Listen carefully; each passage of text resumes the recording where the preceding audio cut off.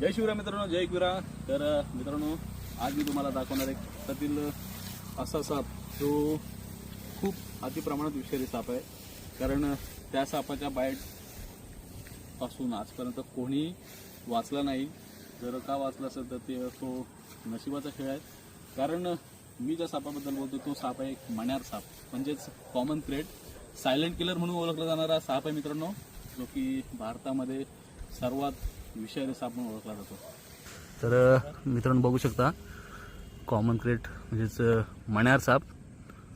मित्रांनो, ह्या सापाला जर तुम्हाला ओळखायचं असेल तर तुम्हाला दाखवतो मी.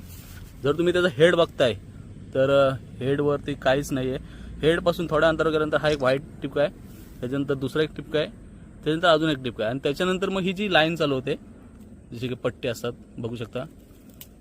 आणि आता ह्या सापा जर तुम्ही बघायला गेलात तर साधारण हा एक 3.5 ते 4 फुटाचा असेल.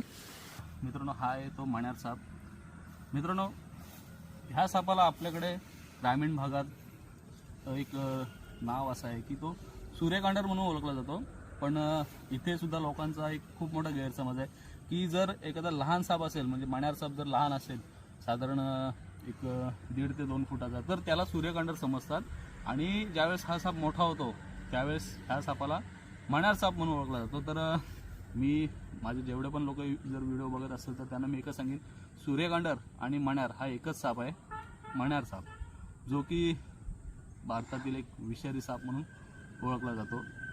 ह्या सापाला सूर्यकांडर हा नाव ह्यासाठी पडलेलं कारण हा साप झोपेमध्ये आपण ज्यावेळेस झोपतो त्यावेळेस अंथरुणामध्ये येतो, आणि मग तो ॲक्च्युली आपल्याला चावायला येत नाही, तो येतो आपल्या फक्त गरमीसाठी, जे की त्याला आपली गरमी, माणसांची गरमी ती जास्त आवडते म्हणून तो गरमीसाठी येतो. पण चुकून झोपेत आपला जर धक्का लागला त्याला, तर मग तो स्वतःच्या बचावासाठी आपल्या बाईट मारतो. आणि जी बाईट आपल्याला कळून येत नाही, पण त्याचे इफेक्ट खूप नंतर समजले जातात.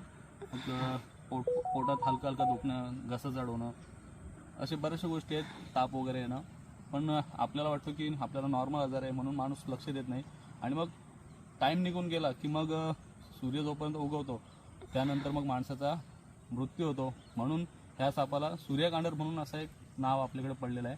तर असं काही नाही, सूर्यकांडर आणि मण्यार साप, किंवा अजून जर तुमच्याकडे काय वेगळे नाव असतील तर तुम्ही मला कमेंटमध्ये नक्की सांगा की आमच्याकडे ह्या तुमच्या भागात ह्या सापाला काय बोलतात, ते कमेंटमध्ये नक्की सांगा, जेणेकरून मला पण समजेल की बाकी ठिकाणी या सापाला काय नावाने ओळखतात.